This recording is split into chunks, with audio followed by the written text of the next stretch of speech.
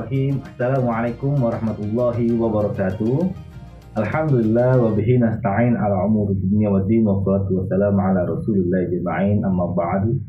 Puji syukur pada Allah Subhanahu wa taala. Pada hari ini kita masih diberikan nikmat sehat, nikmat iman Islam, nikmat kekhusyuan dalam menjalankan ibadah di bulan suci Ramadan. Mudah-mudahan rutinitas kita, ibadah kita, peningkatan dalam hal ibadah muamalah dan ibadah ubudiyah atau mahdhah terus kita pertahankan dan kita jaga, tidak hanya selama bulan suci Ramadan tetapi bulan-bulan berikutnya, bahkan sampai ajal menjemput. Amin ya rabbal alamin. Salat beserta salam mari kita sama-sama curahkan, kita limpahkan, kita karuniakan, kita hadiahkan kepada junjungan kita baginda Nabi Muhammad sallallahu alaihi wasallam. Beliaulah yang membawa risalah, yang membawa petunjuk kepada seluruh umat Islam di muka bumi. Beliaulah yang pertama kali mengawali wajibnya berpuasa di bulan Ramadan. Beliaulah yang membawa kita kepada zaman yang hari ini penuh dengan kedamaian. Amin. Mudah-mudahan kita senantiasa diberikan syafaatnya hingga yaumil akhir. Amin ya rabbal alamin. Para hadirin hadirat, khususnya warga Mandua Kota Serang yang sedang berbahagia menyambut hari kemenangan. Taqabbalallahu minna wa minkum siyamana wa siyamakum minal aidin wal faizin. Mohon maaf lahir dan batin.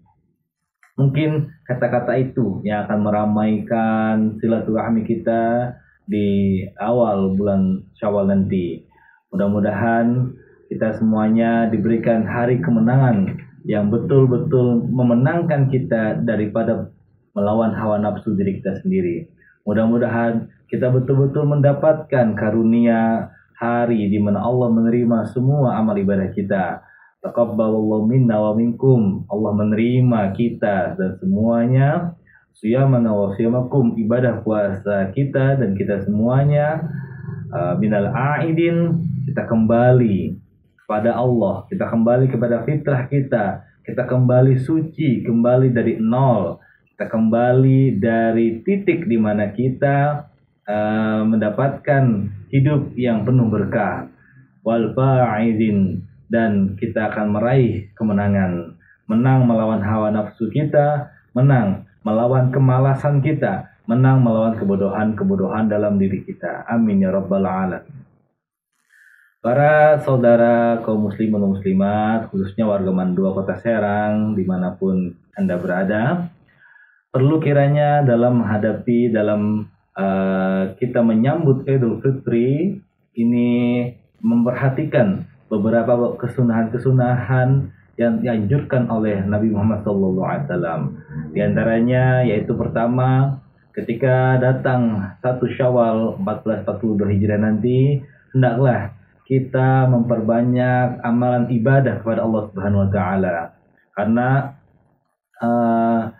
man qama lailatul Aidil Fitri atau man qama lailatul Aid la yamutu qalbahu yauma tamutul qulub. Barang siapa yang menghidupkan malam Aid, yaitu Idul Fitri dan Idul Adha, maka Allah senantiasa menghidupkan hatinya. Allah tidak mematikan hatinya di hari di mana hati orang-orang dimatikan.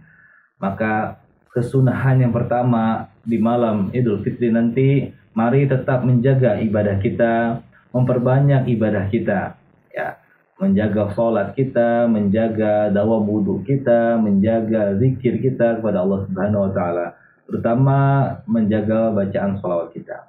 Lalu kesunahan yang kedua adalah senantiasa memperbanyak bacaan takbir. Walitukmilu idda walitukabbirullah. Pada surat Al-Baqarah dikatakan bahwa malam Id itu sempurnakanlah bilangannya dan juga perbanyaklah bertakbir kepada Allah Subhanahu wa taala. Allahu akbar, Allahu akbar, Allahu akbar. La ilaha illallah, Allahu akbar. Allahu akbar walillahil hamd.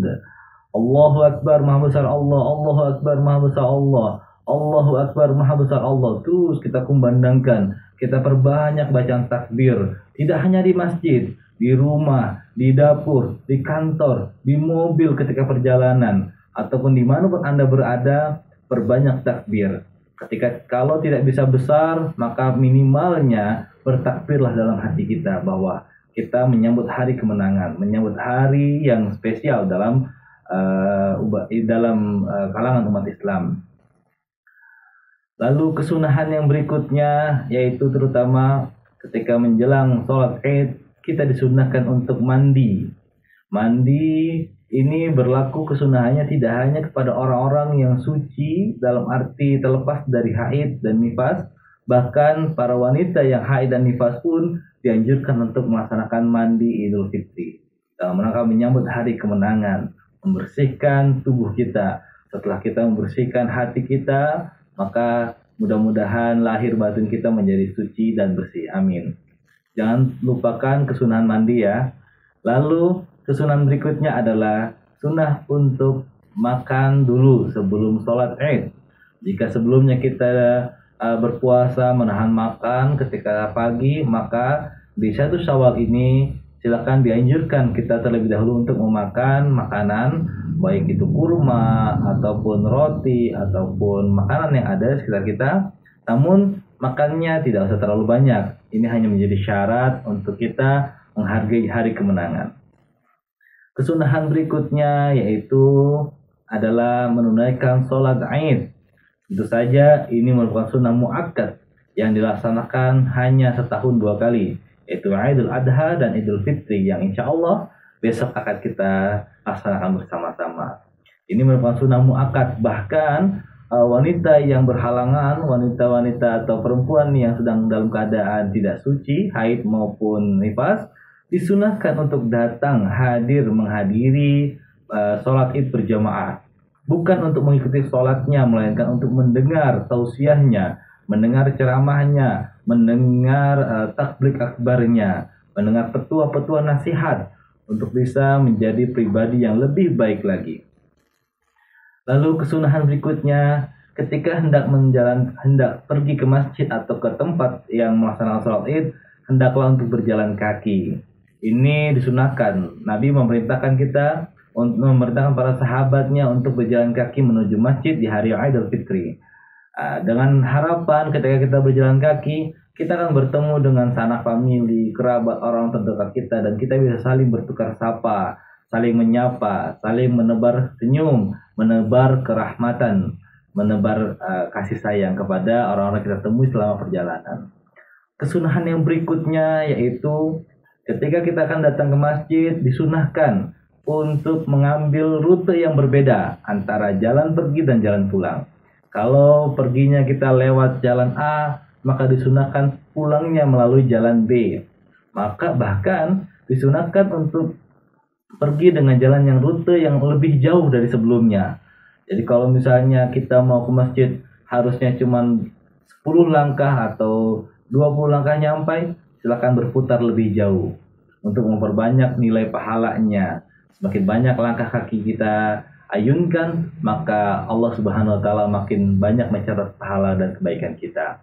Jadi kenapa Nabi menyunahkan atau memberikan contoh untuk mengambil rute yang berbeda agar kita bisa bertemu orang dari titik yang berbeda. Jadi kalau kita melalui rute A bertemu dengan Pak Ahmad, maka kembalinya kita lewat rute B, kita akan bertemu dengan Pak Yono.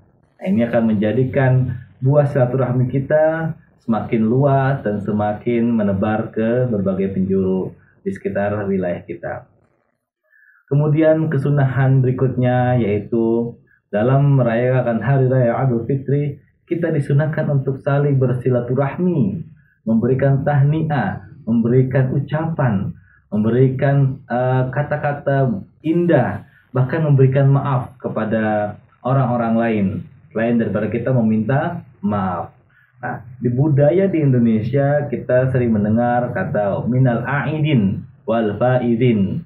Nah, dan disambung dengan kata mohon maaf lahir dan batin. Sebagian orang menafsirkan atau menerjemahkan minal aidin wal faizin itu artinya minta maaf lahir dan batin. Salah. Bukan seperti itu. Yang benar adalah minal aidin wal faizin, artinya kita kembali kepada Allah dan kita mendapatkan kemenangan setelah 30 hari lamanya kita melawan hawa nafsu kita dengan cara menahan lapar dan haus dan menahan diri dari berbagai perbuatan yang maksiat. Itulah arti daripada minal aidin wal faizin. Tapi kalau misalnya kita punya sahabat, kerabat dari beberapa daerah di Jazirah Arab, mungkin mereka akan bingung apa minal aidin wal faizin, karena lafaz ini tidak masyhur di kalangan orang-orang Arab hari ini. Bagaimana sih kok bisa orang Indonesia punya lafaz minal aidin wal faizin? Sebagai salah satu referensi, kata ini dikutip dari beberapa syair dari salah seorang penyair dari ketika di masa pemerintahan daerah di Andalusia. Nah, saat itu penyairnya mengatakan minal aidin wal faizin, kita kembali dan kita menang. Dan beberapa referensi menyatakan juga minal aidin wal faizin ini ucapan salah seorang sahabat ketika menyambut datangnya para ahli Badar, ketika memenangkan perang Badar di masa Nabi Muhammad SAW pada saat itu. Jadi minal aidin, kita kembali dari peperangan dan kita menang, wal faizin, dan kita mendapatkan kemenangannya. Ini dipakai oleh orang-orang Indonesia sebagai ungkapan bahwa kita telah melalui filter, melalui masa pendidikan atau masa karantina selama 30 hari, menahan godaan setan, dan selama 30 hari kita meningkatkan kualitas ibadah kita. Bagaimana kita mengucapkan kata Idul Fitri atau ungkapan kasih sayang kita kepada saudara-saudara kita di beberapa negara lainnya? Salah satu contohnya kita bisa mengucapkan taqabbalallahu minna wa minkum siyamana wa siyamakum, atau ungkapan ahyakumullah kamitsli, atau ungkapan lagi kullu am wa antum bi khair. Ini ungkapan untuk menyatakan selamat, berbahagia, selamat, bersuka cita. Kalau mau mengucapkan kata maaf, kita bisa katakan as'aluk afwan zahiran wa batinan. Jadi kita bisa as'aluka afwan zahiran wa batinan. Kita minta maaf lahir dan batin. Selain daripada ekspresi merayakan kebahagiaan, menyambut Idul Fitri, budaya di Indonesia itu masyhur dengan yang namanya mudik lebaran.